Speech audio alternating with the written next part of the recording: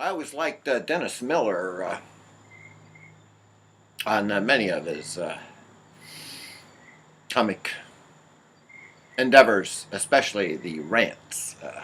I thought they were particularly cutting and well worded, and that inspires me to make a video commentary when I have something to rant about spontaneously. Yes, and to warm me up, I wanted to rant on a topic that I know I've discussed before, so I won't spend much time on it. And I like to focus my rant on a common saying that is known, throughout at least our country, and that is the expression: "The road to hell is paved with good intentions," and I like to equate that to the direction the world is going towards total extinction.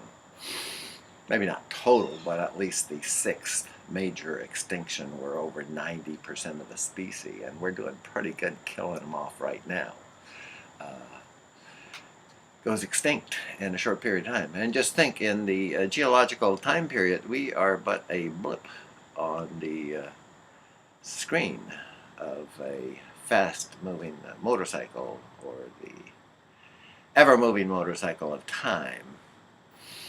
And the way I equate that expression to the world situation is almost every one of them deals with something dealing with altruism of humanity, and certainly that characteristic is, I think, in our DNA. It is good for survival, and it has many layers. That is, it's like an onion, and at its core is survival of your DNA, or your close relatives, and so on, extending all the way to maybe the end of humanity, and even a little bit into the animal kingdom, but not very much. Yeah, it deals with my expression of something being an end in itself, or a means to an end. But that has warmed me up on that topic. And but before I leave it, just realize that yes, it certainly is a beautiful thing when one human can help another human. But you multiply that by 7 billion times, and we have an inverted pyramid, where we're living on a smaller and smaller base. But let me get on to the topic of the day, and that is today's rant. And what initiated that was a program that I recently saw about the mind and evolution, and it was very inspiring. And I have since equated that with another common expression that is common to all of humanity, and that is hope springs eternal. It is almost a global human race taboo to ever give up hope, even if that seems to be based on reality. So having said that, I'm looking at notes over here. I don't want to miss a topic. Yeah, so I made that point. But before I get into the program, just a couple examples come to mind. And that is, I won't go into detail, but I was working with a marketing salesman type guy, and we got some very bad results. And the results, he came back and says, "God, we only got 7%. And then when I read, the article from which he got the 7%, no, it wasn't 7%, because it was a 0.07%, which means you got to move the decimal 2 more places. No, I says, no, you didn't get 7%. You got 0.7% of 1%. And I can't repeat his exact response, but that didn't slow him down at all. Oh, just a decimal point in a couple of places. Hey, we're going in the right direction. And then another one is in the last scene in Some Like It Hot. And that's where Jack Lemmon, disguised as a woman, reveals to Joey Brown, as they're going on the boat, that and Joey Brown has fallen in love with Jack Lemmon. And Jack Lemmon pulls off his wig and tells Joey Brown that he's a man. And Joey Brown says something flippant like, "Well, we've all got our problems." So it doesn't change his attitude what's at all. Jack Lemmon expected a big response. But now, getting back to the point of the program that got me on this train of thinking, it was again about the human mind.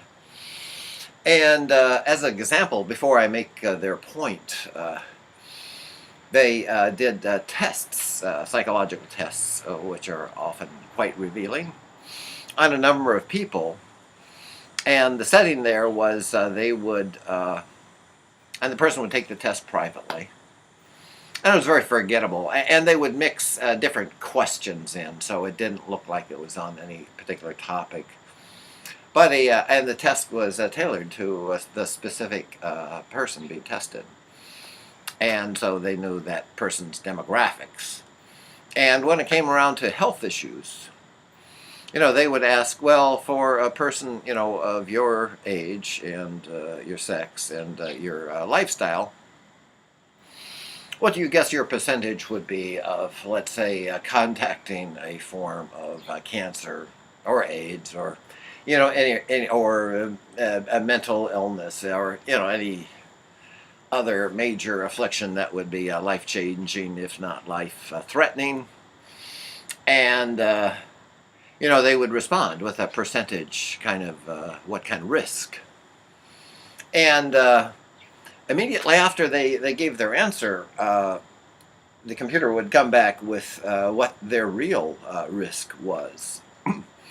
And then they waited a period of time, significant enough that the person would forget the details of the tests and just remember generalities. Maybe not necessarily remember the guesses either, because there were so many topics that they guessed on, but they were dealing on life-threatening issues.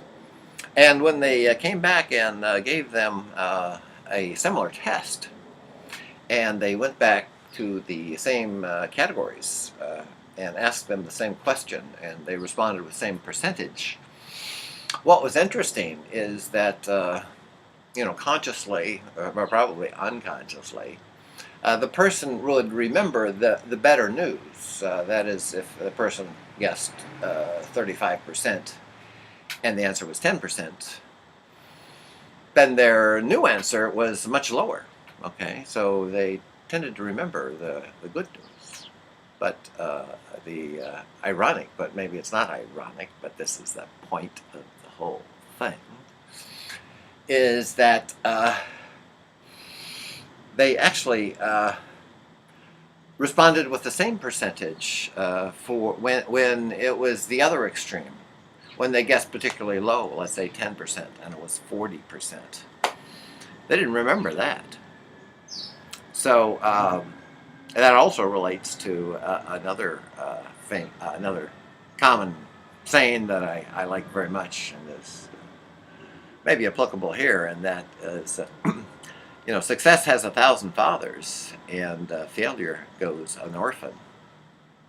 So nobody wants to hear bad news. And they don't want to remember it nonetheless. But anytime there's good news, hey, right on. Yeah, so that sticks. So, but the point then of the program was that this is, a biologically inherited traits, as are many other psychomotor traits. This is a behavioral trait. And yeah, if if it weren't for this eternal optimism, you know, people would rightfully give up maybe too soon. And two, it's like voodoo or anything else that you believe, a placebo. Your belief has a great influence on the outcome. So yeah, it makes me think that, in today's world, we become accustomed to so much bad news. And we all always seem to survive. I mean, it seems like we really missed a bullet, if not a landmine, or a giant projectile, or a missile, in 2008. And damn, the stock market is, at an all-time high again, and people forgot about BP, but oil, came up after the last hurricane. I mean, you forget all these disasters. You just get used to them happening. How many people killed today in Syria, whatever. Yeah, in fact, I can relate it to working for the first major company for like 4 years. And I moved for them too. And they went bankrupt, and near the end there, you just got used to bad news and losing money. That was just the way it was. Sort of like the chicken in the barnyard too.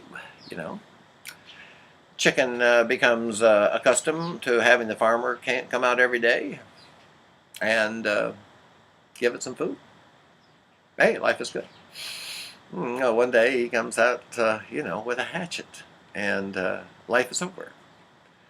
So, let me see if I have a point here that I make.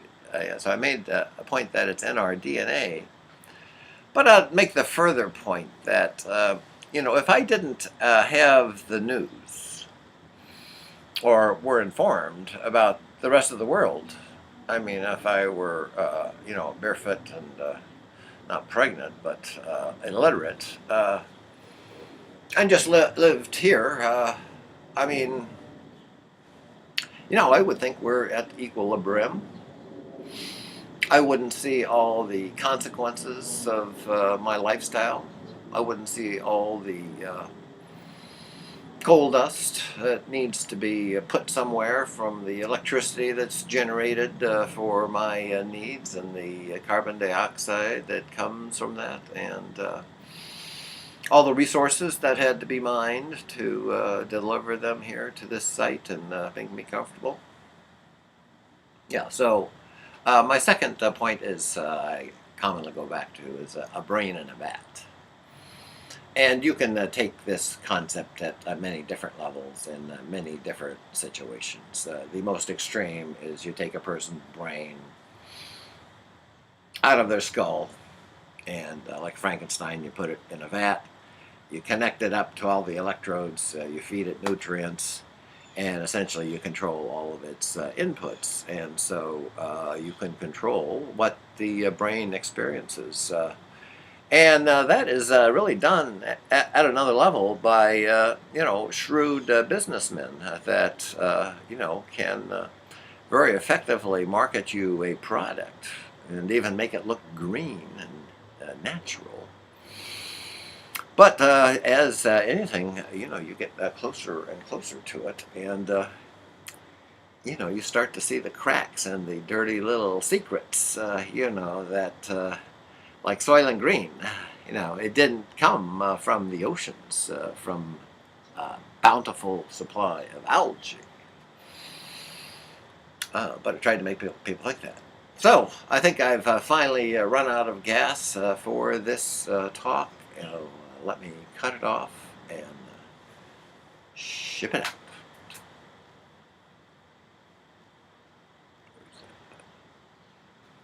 Make my exit.